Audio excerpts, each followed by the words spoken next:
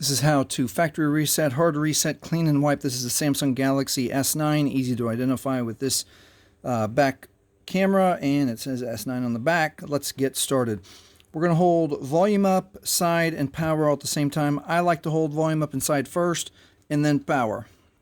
Holding them all together, we'll let go as soon as we see Samsung Galaxy S9 logo, and it should bring up the Android recovery menu pretty quickly. There we go. At the Android recovery menu, scroll with volume down to wipe data, factory reset, and read that message because it is important. If your phone is reset, you may need to enter the Google account information, email address, and password associated with this phone to be able to use it again.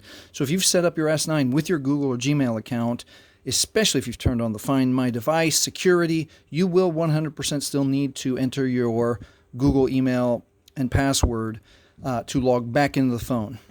All right, with that said, let's get going, and we're going to push OK, power for OK, and then it asks us to confirm, wipe all user data, this cannot be undone, factory data reset, and then press OK or yes with power, and it lets us see that the data wipe is complete, and now it is safe to reboot the system. Press power.